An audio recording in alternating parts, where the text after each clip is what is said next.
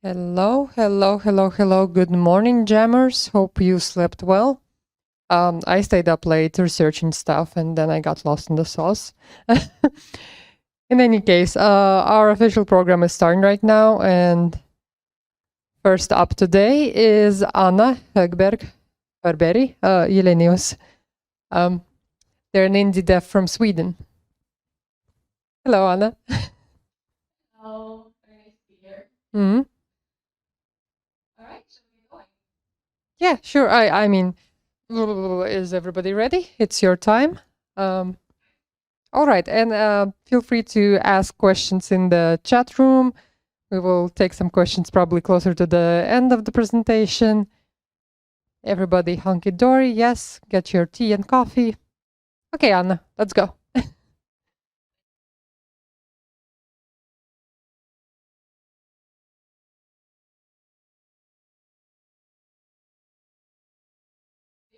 Could you pause for a moment? Sorry, I think we had some technical difficulties.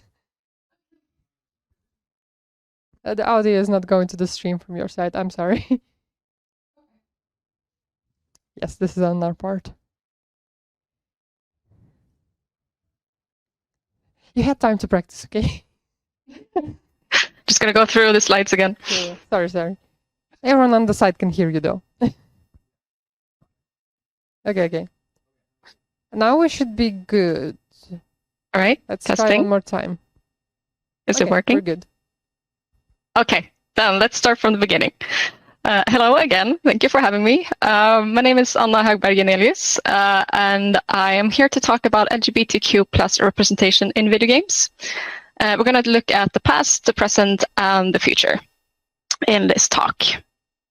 And to go into a little bit more what we're going to talk about, I'm going to start by sharing who I am, so you know who you're listening to this morning. We're going to talk about why representation in games is important in the first place. And like I said, we're going to look at what it's looked like in the past, look at some examples, look at what it's like today within the gaming sphere, what titles are coming out and what representation looks like in those. And also I want us to look a little bit into the future and sort of both hope and guess what it's going to look like in the coming years. But like I said, let's start with who I am so you know who you're listening to. Anna Högberg Jenelius, or if you're from the other side of the pond, usually Anna Högberg Jenelius, or confused noises usually. I'm based in Stockholm, Sweden, which is where I am right now. It would have been great to be with you in person. But you know, with travels, both with Arlanda, our airport being the way it is, and also flying in general, not very good for the climate, I decided to do this remotely, and I hope that's fine. My pronouns are she and they. Somewhere on the non-binary spectrum, not really sure yet. I haven't completely decided. Also, labels aren't really a thing that I'm too keen on. For me personally, I understand that it's very important for other people, and I respect that. If I have to choose, I usually say that I'm bisexual, even though it's the same thing. I'm just not straight, and that's fine with me. I have been working with games for about 11 years. It's almost exactly 11 years since I had my first gig in the games industry, which was an internship at a mocap company. And right now I run a studio called Valiant Game Studio. So just quick about my journey in the games industry. I got a degree in game design from Stockholm University. My first full-time job after the internship was at Paradox. So I worked at Paradox Interactive first, and then Paradox Development Studio. I worked with QA. I went indie in 2015, started a small company called Tailcore Studios. So I went indie, started sole proprietorship at that point. And during that time, I was also a game design teacher at Future Games. I've been working with Lion Bytes, which is a company that makes sort of narrative-heavy games. So I worked with writing and like narrative design for them. In 2017, I started the company that I run right now, which is called Valiant Game Studio. And while running this company during these past 5 years, I've also consulted for example, Star Stable, Double Moose, which is another Swedish company. And right now I work with Dynamite. So that's sort of my background, so you know what I've done in the past. The first major game that we released with Valiant was called Pendulum Swing. And in this game, you unfortunately fall a little bit into the trope of you are a female character who has been in a same-sex relationship in the past. Unfortunately, it's the trope of your partner has already died when the game starts. But there's a reason for that, because you're like this retired hero who has already saved the world. But now the world has sort of moved on. You are in a new position. And you're going out into the world, sort of rediscovering it. So at least you can form new relationships in this world with people of the same gender or another gender. You can also meet characters that are non-binary. We have trans representation and so on in this game, because even though that's not the point of the game, it's very important for us to sort of show the great diversity that we have as a human species in this game. So this was a little bit of a fun meme that when a person in my community showed that discovering the backstory of Brialin, who is the main character, like, yay, she's gay. And then you sort of discover the rest of the game. Don't want to spoil it too much, but there's more to it. But yeah, the game we're working on right now is called Creature Kind. I'm going to come back to this game a little bit further on into this presentation. It's called Creature Kind, and in this game you are being kind to monsters instead of killing them. So it's a card battler / deck builder, all centered around kindness.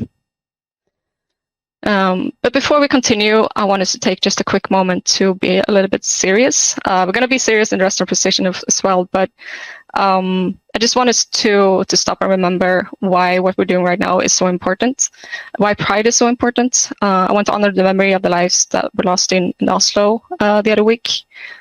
And I want us to remember the people who are, like, everyone, of course, in Ukraine is struggling right now, but I want us to especially lend a thought to, for example, the trans community and the LGBTQ plus community in general, because they are suffering even more than the rest of the population in some respects. And also want us to remember the people who will be affected in the United States by Roe versus Wade, not just cisgendered women. It's a lot of people who will be affected in their negative ways. I want us to lend a thought to them and try and help them in as many ways as we can. And like I said, this only goes to show why Pride is still so important, and that we still are so far from living in a world that is sort of inclusive to everyone. I don't know why my eyes are tearing up. I'm not that emotional yet, but I don't know. It's very warm here. That's probably why. So, why this talk? Why am I here to talk to you today? So I am of the strong belief that games are a very amazing medium. We can do so much. We can tell amazing stories in so many different ways. And we can sort of tell stories where you are the main character. Because when people talk about games that they have played, they say that I did this. They say that I climbed that mountain, I killed that monster, I did this and this. Because like when you watch a movie, you say, oh, Neo did this, or this character did this. But it's much more personal when you play games. And I think that's one of the great powers that games have. You can put someone quite literally in someone else's shoes. And we can reach billions of players around the world. I don't know what it's like in Finland, but at least I know a number from Sweden is that 1/4 of the world's population, 25% of the world's population has played a Swedish game, which is pretty cool. Like, there are so many people that are affected by the stories that we tell.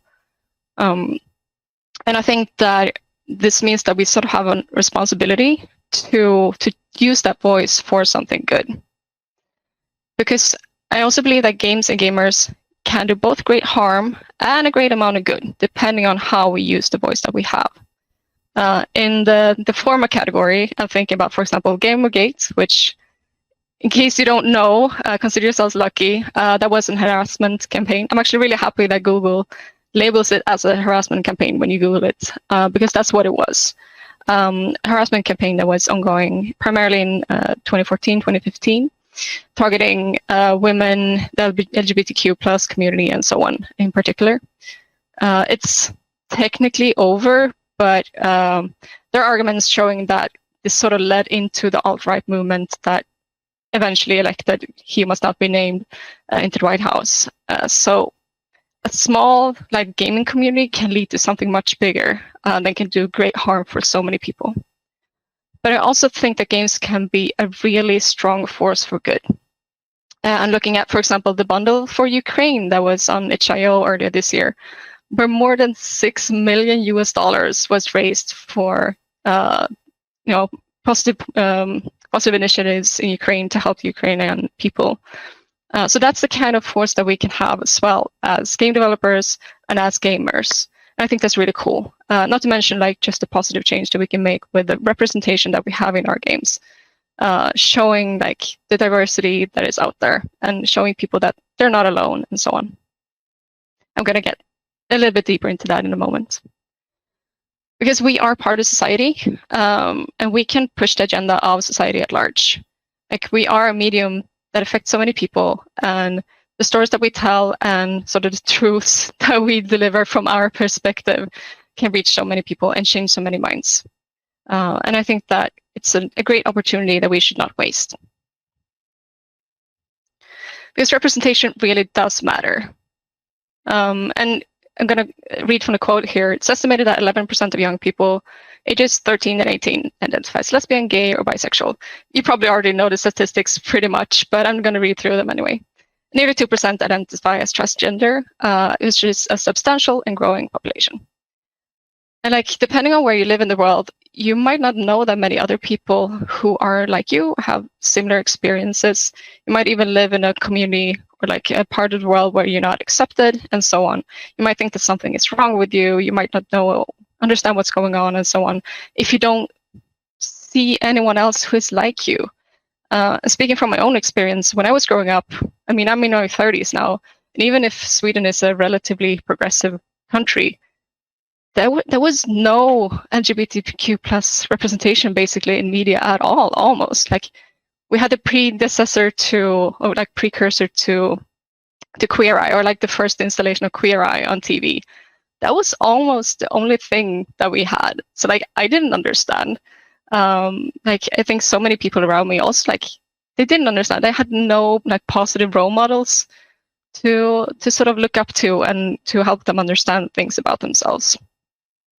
And I think I'm so happy and grateful that there are better examples of media with good LGBTQ plus representation now, like Heartstopper and so on, so that young people today are at least have a little bit better chance of understanding who they are and the people around them at a younger age. Because I believe that everyone should be invited to play games, no matter who you are and what your experiences are. And I also think that games should mirror their players in a respectful way. So the community that you have should also be represented in the games that you make, so that your players can see themselves, can feel seen, can feel welcome, and so on. Because I literally think that can save lives. Because if you feel alone, you don't understand like why you're different and so on, it can be really, really tough. So finding a community within games, within the gaming community, and also seeing yourself represented in the games, I think that can be honestly life-saving to a lot of people. Okay, so let's look into the history of LGBTQ plus representation in games. So I found this great article online by a person who identifies as queer, and she looked at thousands of games looking for LGBTQ plus representation in those games. And the number that she found of games that had that kind of representation in them was 179 out of thousands. And if you limit that down to playable characters, it's even lower. And if you limit it down to people who are pre-written, or characters are pre-written as queer, as opposed to that being an option, that's 8 out of thousands of games. So this article was written in 2018. Let's keep that in mind. It's 4 years ago. So it has changed since then. But either way, even if you double, triple, quadruple this, it's far too low. Like if we look back at how many people are actually LGBTQ+, at least the representation should match that in some sense, in my opinion. So we're going to start with the bad part of history. It's going to get better, don't worry. But let's look at some, in my opinion, very negative examples first to sort of set the baseline so we can go forward from that. So this image on the leftmost side here is kind of common. You might have seen it before. And I'm not saying that these guys could not be gay or transgender or similar, but they're probably not written as such. Like, let's not kid ourselves. There was a long time where almost all major games had a white guy, most likely cisgendered, straight. He had brown hair. Like it's just like standard man. That was the main character in most games for a long period of time, especially AAA, obviously. And yeah, not a lot of diversity there. Not a lot of different stories, experiences being represented in games. And some games have been honestly not just offensive, but just like I don't even know how to explain it. So there was one example that I found in the article that I mentioned before from a game called Final Fight, which is actually made by Capcom, where apparently they decided that you shouldn't be allowed to fight women in this game because that's bad. So instead, they went out of their way to tell you that the female presenting characters in this game are transgender women, which is just all kinds of bad and weird. I hope I don't have to explain why that's so problematic. And it's just okay. So at least I think we have moved on a little bit from that, but that was just like one of the worst examples of LGBTQ. But it is not LGBTQ plus representation. It's just an abomination, honestly. More recently, we've had, for example, Cyberpunk 2077 that was basically objectifying trans people. As you can see in this ad here, for example, there are so many examples of like homophobic slurs in like, even though I think Ubisoft and what's called the Swedish division of it, Massive, they have tried in some ways to make good representation. Yeah, still things slip through, and like we still to this day need to fight against like homophobic slurs and so on in games because, yeah. And even games like, correct me if I'm wrong, but I'm pretty sure that Persona 5 is pretty big within the LGBTQ plus community, and still a game like that is letting down its gay players and so on. So like this is just like cherry picking some examples of how games are letting down their players and not representing their players in a good way. Let's not to mention the communities themselves, where a lot of LGBTQ plus players are being harassed solely based on their sexual orientation, leading to a lot of people not even wanting to play certain games online for fear of that. So it has been bad. There are many bad examples, but let's go forward a little bit and look at some good examples.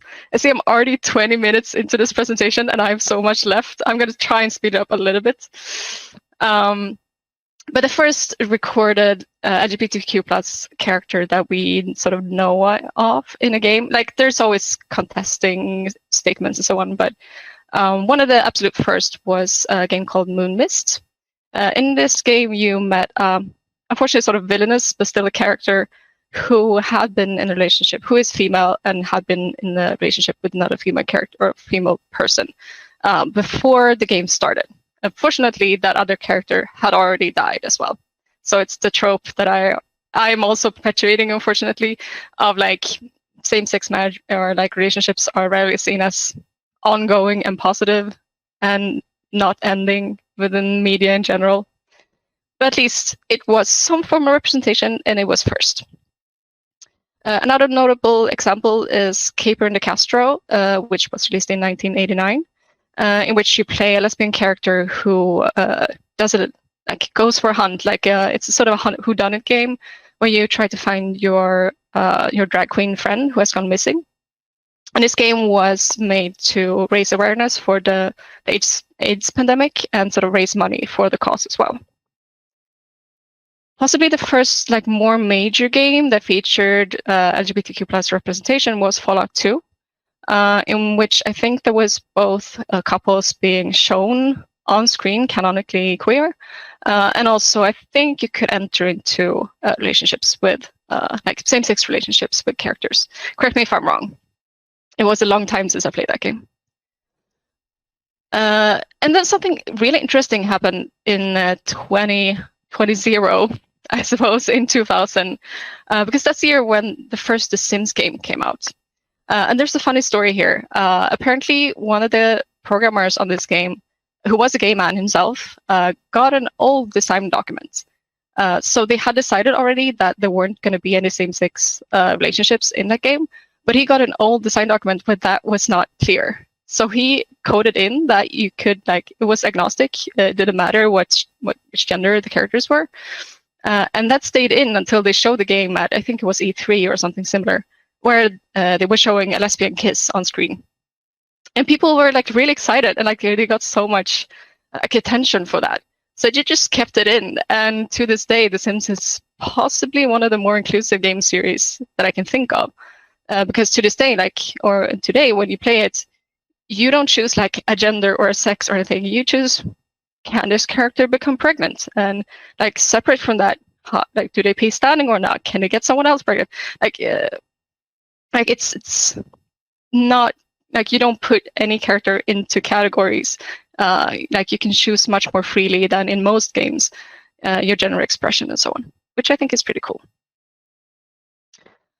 Going forward a little bit in time, the BioWare games have certainly not been perfect all through the ages, but they did feature a queer character as early as Knights of the Old Republic in 2003.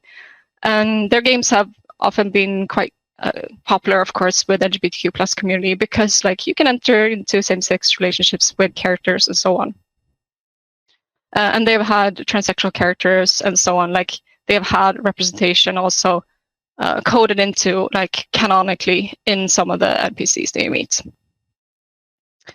As for Gone Home, I don't want to spoil it too much, but we start seeing even more characters that are not just by choice, like you can choose to enter a relationship with them or anything like that. Like it's not like it's actually pre-written into the narrative, their sexual orientation. So that's like, this is where when we're coming to the 2010s, we're starting to see more characters that are actually LGBTQ plus canonically. So we're starting to see a little bit more of a shift here. Borderlands, for example, had also a pre-written character who is lesbian. She entered, I think her name is Athena. She entered in the pre-sequel, so it's 2014 at that point. But we're starting to see a shift there. And also we see a shift where more and more like major game titles have started to put LGBTQ plus characters into their games. One example is Overwatch, where Tracer, there's sort of, what's the word I'm looking for? Sort of like poster child. It's actually, she's at least in a same-sex relationship. We don't know if she's bi or whatever she identifies as, but unfortunately you can't see this in-game because there really isn't any room for that, which is a bit of a shame. But at least they announced it in sort of a Christmas holiday special, like a cartoon that they released, where she kisses another woman. If we come into a little bit more recently, now we're starting to see like proper pre-written characters that are queer and so on, and they're canonically so, and we're like starting to also explore their experiences a little bit more. One game that's often mentioned in these sort of like in this context is of course Life is Strange, especially when we look at like the DLC or like the add-on prequel that came later into the Storm. In games such as Stardew Valley, like you can choose a non-binary gender expression. We have Dream Daddy, where of course you are a dad who dates other dads, which is like, that's the whole game. You have to be gay, like that's the game. But also they built in that you can have a binder bond, for example. So like you don't have to play a cisgender man and so on. So we're starting to see that more as well. And the two final examples on this slide are games where you play canonically as a trans character as the main protagonist. In Celeste, I saw just a quote from the maker of Celeste that she didn't know herself that she was transsexual when she made the game, and she didn't know that Celeste was transsexual as well. So she went sort of on a journey of discovery while making this game. And One Night Hot Springs, I haven't had time to play it yet myself, but that sort of explains the trans experience as well while going to hot springs in Japan, I believe it is. And today, we are far from perfect, but we're getting even closer to like having just more and better representation all across the scale, so to speak. One of the, I would argue, one of the most sort of high-end games, like most anticipated games of the past couple of decades, The Last of Us. They alluded to it with the first game and with the DLC for that. Like they had like I think a gay brother and so on. But like fully on in The Last of Us 2, we have a lesbian kiss like very early in the game. They're not making any excuses. It's just there, and the players have to deal with it if they have any problem with it, which I wish no one had. But so it's out there now. Like it's in the major titles. The creators of Life is Strange also made a game called Tell Me Why, where you're playing as a transsexual character. We have Boyfriend Dungeon, where you can date characters of all different genders. A personal favorite, like all of these games are amazing, but a personal favorite from last year is Unpacking. I don't want to spoil it because you really have to play this game yourself if you haven't already. But you sort of, through unpacking boxes while moving houses through a person's life, you sort of experience this person's relationships and so on. And it's a really cool journey of discovery that you go on together with this character.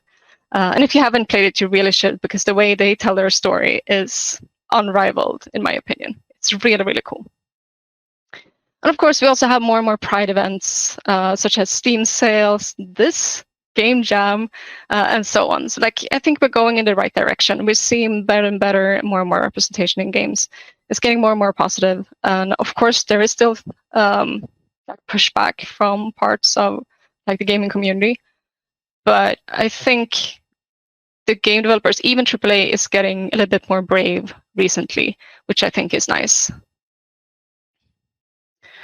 So I'd say that the trend is overall that we get more and more LGBTQ plus characters in games. More are main characters, playable characters, and there are more games that specifically explore the queer experience. So on the whole, the representation is getting better, but there's still so much work that can be done. So my hopes for the future is that we will have more games, both more games that expressively explore the LGBTQ plus experience, and characters who just happen to be part of that community. So it's sort of like a little bit, I want a little bit of both, like sort of contradictory, I suppose. But like sometimes I really want to, I don't know, find out more about this experience, or like maybe explore more about myself through a character. And sometimes I just want to happen upon someone in the world who just happens to be gay or whatever. Of course, I want to see more happy on-screen couples that aren't conformed to the heteronorm. They shouldn't have, like, one of them shouldn't always have died before the game even started. Like, come on, we can do better. More games to explore polyamory. I can't remember if I've ever played that in a game yet. Why not explore that more? More representation of different gender expressions, more asexual and aromantic characters, more top surgery scars. And I think that we can think about representation even more, even like in games where this sort of doesn't matter, quote unquote, like when it doesn't have impact on gameplay. We should still think about the characters we put into the game. So like, even if it's not a dating game, we should think about it. That's what I'm saying. And I also want our gaming communities to be more inclusive and safe, whoever you are. So quick example how we do this now that we work in a game called Creature Gang. This is not a plug, this is just an example, I promise. So we are still debating if we're going to have romance in this game or not. But even if you don't end up with the possibility to date the characters that you meet, we still want to think about gender expression. We still want to think about these characters' preferences. And also, adding on top of this, of course, we want to think about ethnicity and disabilities and so on and so forth. Like, we want to show like a diverse cast in this game, so that the people playing it can maybe find a character that, oh, like they can see themselves in this game and feel seen and welcomed by it. We want the design of the game to be inclusive, so no matter who you are, you can play it as well. And we want to build a welcoming community where you can feel safe and seen, whoever you are. So the TLDR is that, unsurprisingly, respectful LGBTQ plus representation in games has been very rare historically. But over the years, more and more positive examples have appeared. But there is still more, of course, improvement to do in the future. There's a lot of room for improvement in the future, just like with the world in general. So games have sort of unfortunately mimic the world in general. It has been bad, but it's getting better. But I think that we can be at the forefront of actually making positive change with the sort of power that we have when we make games. So considering the state of the world as it is right now, I think that games that take this opportunity is more important than ever. And that's what I wanted to share with you today. You can check out I'm mostly active on TikTok if you want to follow me. I'm also a little bit active on Twitter if you want to follow me there. Thank you. Yay! Thank you, Anna. So that was a nice piece of insightful history about LGBTQ representation in games and gay characters. So do we have any questions? Maybe some from the other organizers?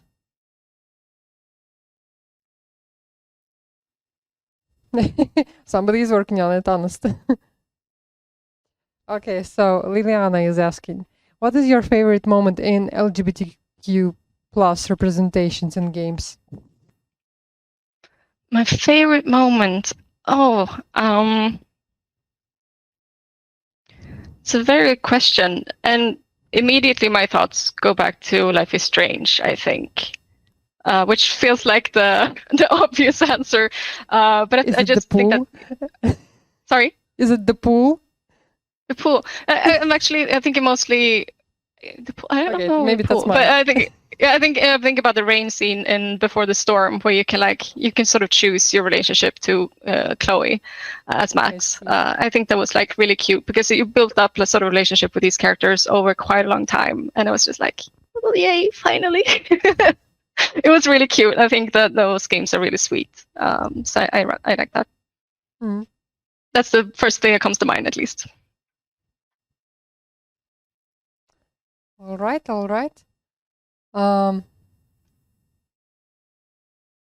Liliana says they love that. Okay. Let's see. I'm just thinking if I have any questions. I was like really surprised to hear that. Sorry, what was the fighting game where we can't hit women, therefore we were gonna make them trans women? Final fight. Yeah. We were just like talking with Liliana in the background here, and we're like, let's unpack that. There are so many layers to that. Like, first, why shouldn't you be able to hit women? Like, it's fine. Like, no. Well, first, and also and then you're saying that trans women are not women, which is very problematic. And why should you be like allowed to hit them? It's just like it's so many layers of like. I mean, how did you make this decision? I mean, I do think it would be completely fine if they would allow you to fight against women, because that kind of implies the, let's say, equality in a way. Exactly. But the moment you women decide can be let us too. Yeah. Let us fight. Come on.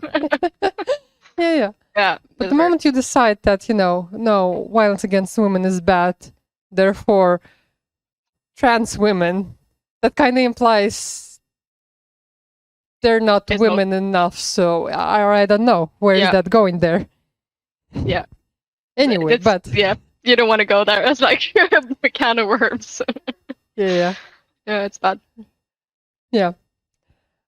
But yes, it's definitely great. Yeah. There's a jammer here saying, like, what if they would be able to fight against trans men? Is that allowed? That would, I mean... Is that weird? Is that... That would make more sense following their logic, I think.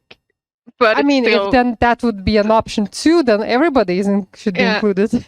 Everyone should be included. Everyone should be able to fight them, no matter, like, regardless of your gender expression.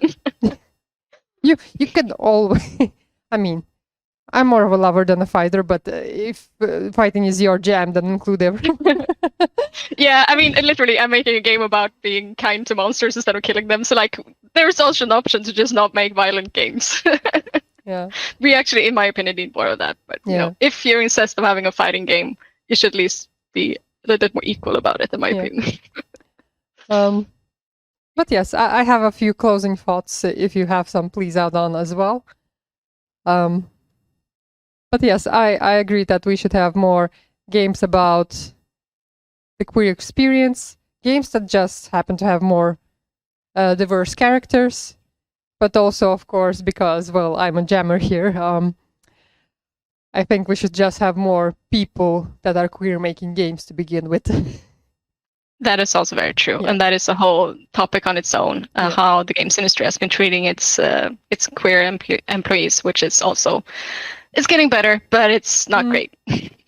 Yeah, it's getting better, but like I think there's still ways to go in terms of also company culture and so on.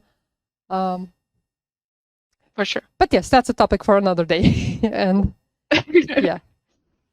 But yes, that's all for me. Thank you so much, Anna. Thank you. Thank you for having me. Yes.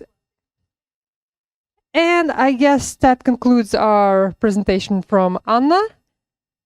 And now we're gonna have around half an hour break. And at 12, the Pride Parade gathering is starting. What is the location, actually? I think it's Senatintori or something like that. Sorry, I don't have... Yeah, that's where it's been in all the other years. So if you're interested in going there, please, you have half an hour to gather there. I think one of our organizers, Liliana, is going there. And I know we said, like, contact Licia by Friday, but I think you can still join the Wien Games parade slot. Okay, it has to be now, according to Liliana, like now. All right, but that's all practical information.